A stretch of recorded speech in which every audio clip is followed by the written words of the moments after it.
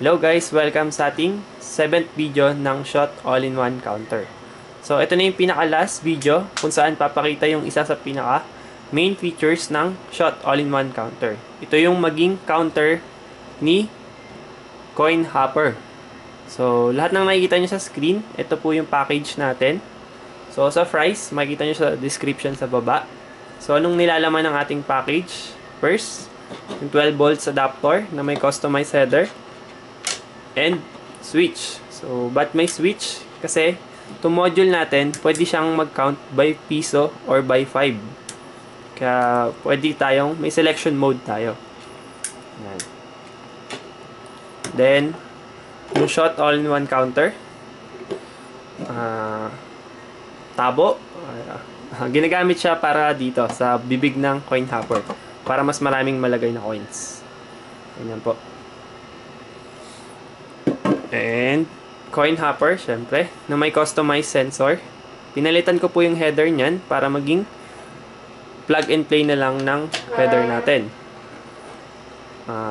Arcade button, kung saan pwede, gagawin natin siyang reset, external reset button. So, para saan to? Kung gusto nyo siyang gawan ng box, tong set na to, pwede nyong lagyan ito.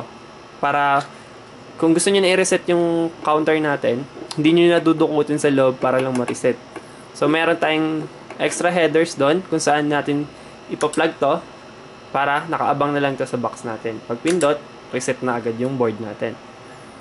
And lastly, yung 2 meters extra wire. So, para if ever man gusto nyo habaan yung mga wires na ito, yan, may extra wire tayo. So, proceed na tayo sa pag-setup. So, anong unang kailangan? Yung power adapter natin na may header saka switch. So, sa header, meron tayong 4. So, power, piso, 5, saka sa sensor ng hopper. So, dito makita nyo, isa lang yung may label, si power. Kasi si power lang yung bawal maligaw. Yung dalawang to, okay lang magkapalit. Then, ito, sa sensor. So, kabit natin siya sa module. Si power, sa unang pin.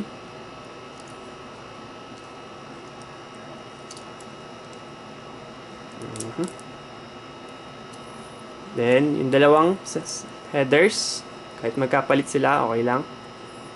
So, it's either piso or 5 lang naman yan. So, ano magiging effect niya? So, siguro sa kung anong side si piso or si 5. So, mamaya alamin natin kung alin dyan sa dalawang yan. So, yung last header natin ay para sa sensor. So, dito po siya. Saksak lang natin. Yan. And lastly, yung external reset natin, if gagawa natin siya ng box, dito po natin siya i-connect. Itong pangalawang header. Ito yung internal, sa taas po yung pang-external. Kung saan mayroon open headers, kung saan pwedeng kabit to. Kabit lang natin. Ayan. May external reset na tayo. So, ayan, buo na. Na-setup na natin siya. Lagyan natin ng stand.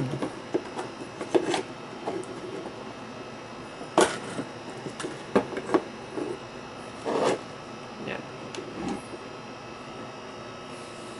So, testingin natin. So, on natin. Saksak natin. Oops.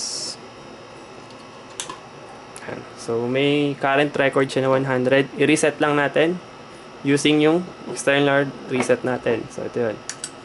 So, yun. Gumagana na siya.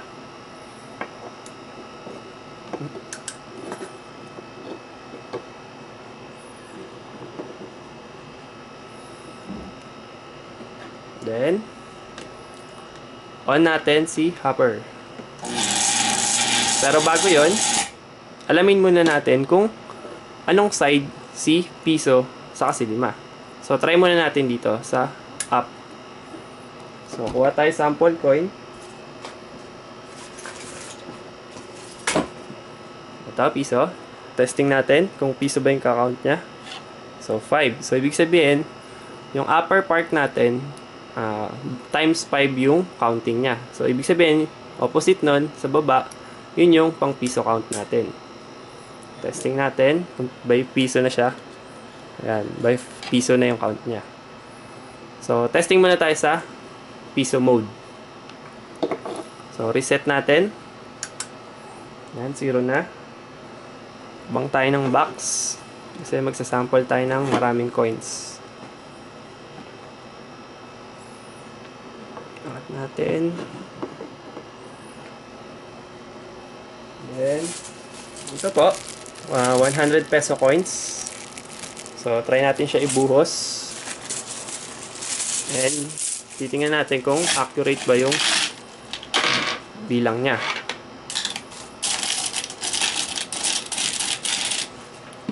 So, on natin si Coin Hopper.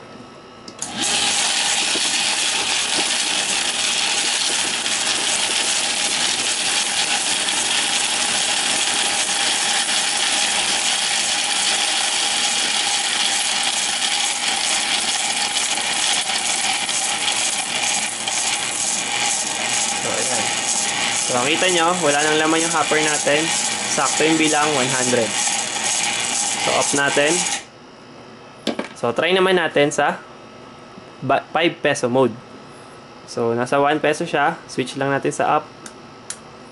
Yan. By 5 na yung bilang niya. Testing naman natin. Kuha tayo ng another batch ng coin. Which is 5 pesos.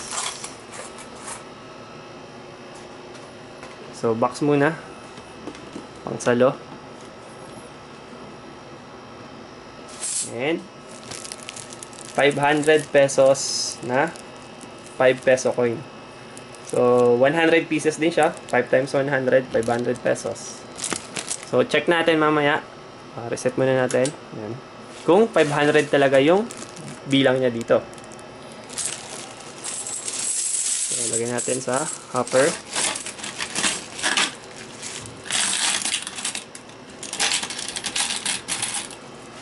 Po. Saka natin i-on si hopper.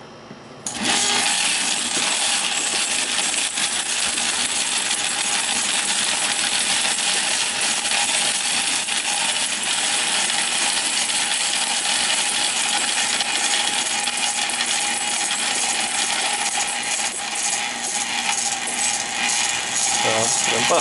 Kita po natin, wala nang laman yung hopper. Sakto yung bilang, 500 pesos. So, 100 pieces yun. Times 5 na yung 100. Kaya naging 500. Ayos. Subukan natin i-reset. Okay lang ulit. Ayan. Saka natin i-off si hopper. Ayos. So, sa mga may katanungan, pwede pong mag-PM through Facebook or pwede rin mag-text kung may mga katanungan. Maraming salamat po. Thank you. More power.